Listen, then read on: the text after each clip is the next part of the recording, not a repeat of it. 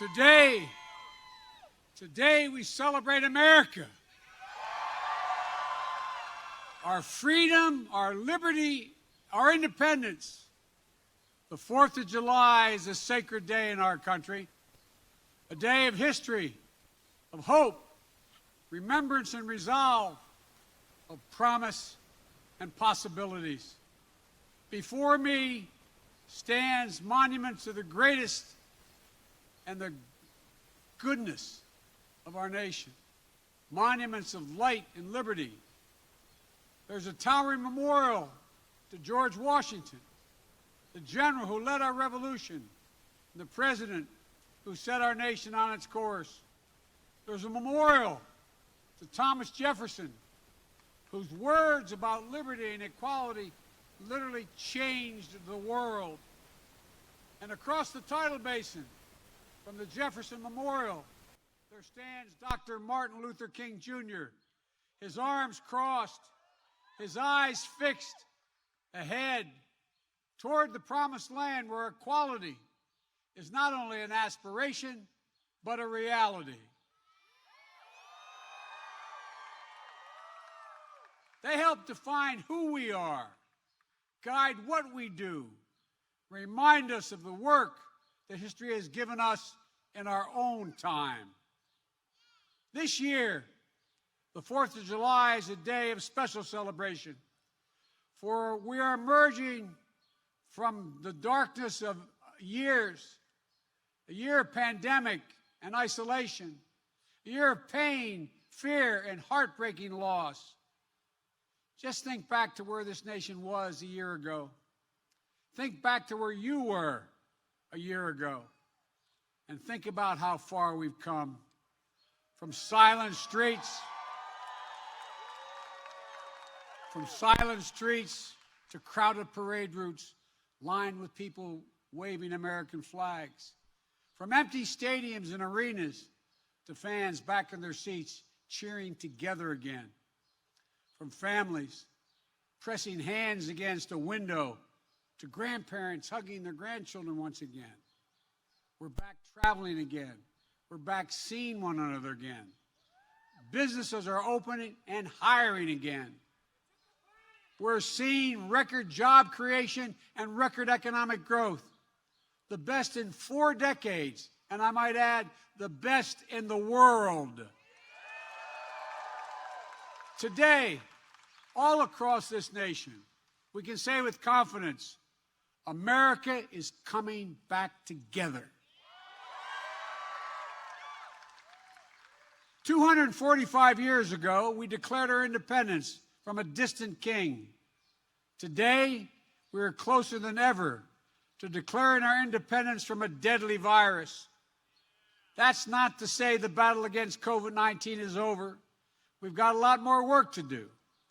But just as our declaration in 1776 was a call to action, not a reason for complacency or a claim of victory, it was a call to action. The same is true today. Back then, we had the power of an idea on our side. Today, we have the power of science. Thanks to our heroic vaccine effort, we've gained the upper hand against this virus. We can live our lives. Our kids can go back to school. Our economy is roaring back. Don't get me wrong. COVID-19 has not been vanquished. We all know powerful variants have emerged, like the Delta variant. But the best defense against these variants is to get vaccinated. My fellow Americans, it's the most patriotic thing you can do. So please, if you haven't gotten vaccinated, do it. Do it now. For yourself, for your loved ones, for your community, and for your country. You know, that's how we're going to stay ahead of these variants and protect the hard-won progress we've made. We never again want to be where we were a year ago today. So today, while the virus hasn't been vanquished, we know this: It no longer controls our lives. It no longer paralyzes our nation. And it's within our power to make sure it never does again. And for that, we can thank the scientists and researchers, the educators, and all the other frontline and essential workers, like many of you here today, who became the light to see us through the darkness. I hope you know that you, the American people, have been part of one of the most remarkable achievements in American history. But in this moment of joy, we know that this day falls hard on all those who've lost a loved one. So I've told you before, each day I carry a card in my pocket with my schedule on it.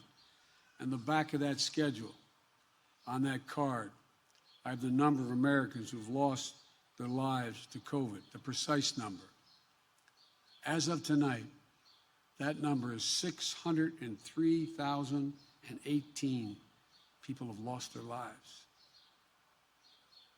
There are husbands and wives, mothers and fathers, sons and daughters, brothers and sisters, grandparents, friends, neighbors, co-workers.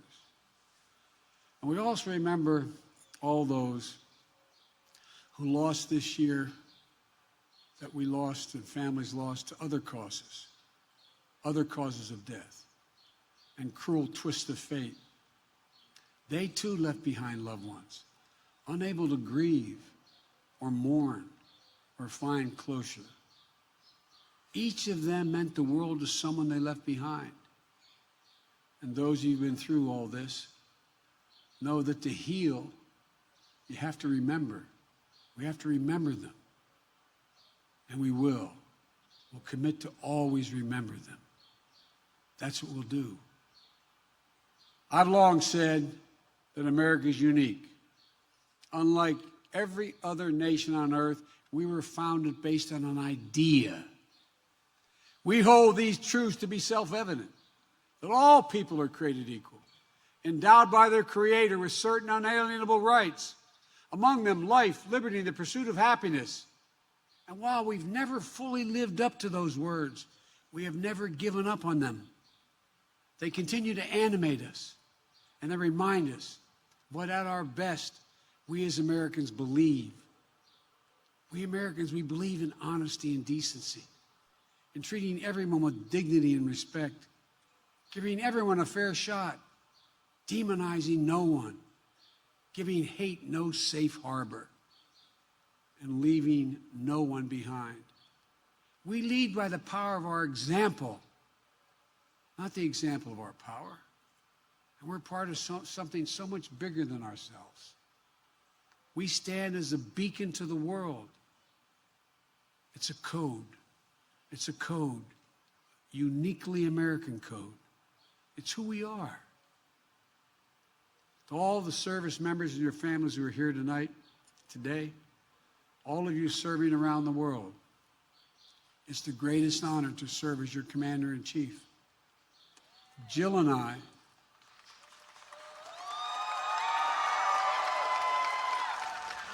I and our entire family thank you for your service and sacrifice. Like so many military families, thinking of their loved ones who served, we think of our son Bo today. You're all part of a long chain of patriots who pledged their lives and their sacred honor in defense of this nation and democracy around the world, for freedom and fair play, for peace and security and opportunity, for the cause of justice, for the soul of America itself. But the defense of all that we love doesn't fall on your shoulders alone. It falls on all of us, every one of us, every American. Each day we're reminded there's nothing guaranteed about our democracy, nothing guaranteed about our way of life. We have to fight for it, defend it, earn it. Folks, it's up to all of us to protect the right to life, liberty, and the pursuit of happiness. the right to equal justice under the law, the right to vote and have that vote counted, the right to breathe clean air, drink clean water, and know that our children and grandchildren will be safe on this planet for generations to come. The right to rise in the world as far as your God-given talent can take you, unlimited by barriers of privilege or power. One of the great gifts of the spirit of independence, and think about this, one of the great gifts is our capacity to see ourselves whole and see ourselves honestly. What we've gotten right, what we've gotten wrong. It's a measure of the greatness of America, and we are a great nation. We don't seek to bury the wrongs. We face it. We work to make it right.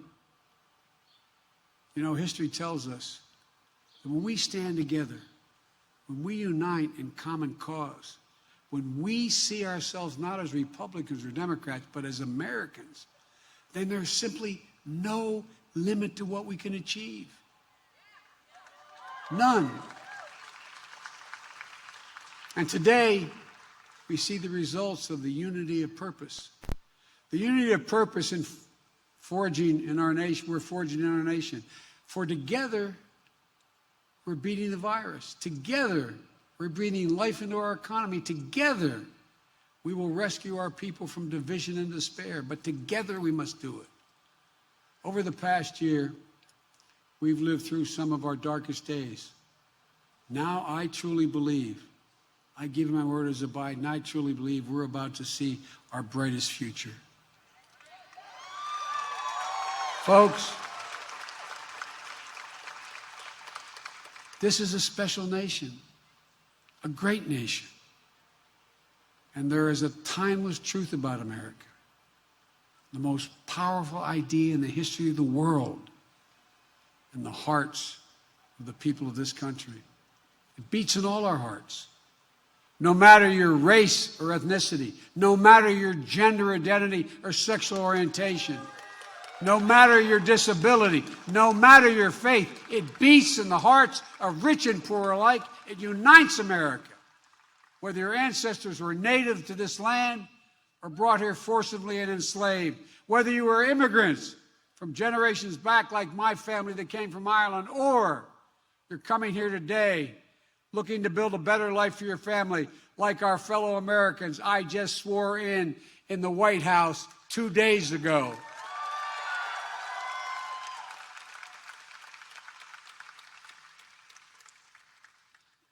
The American creed, we use that phrase, the American creed, is we're all equal, created equal.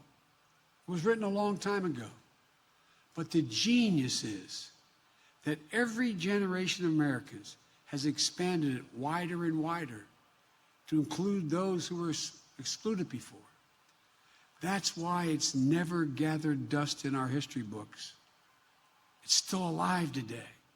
Alive in our hearts, alive in the work of our hands, alive not only in the history we read, but in the history we're making.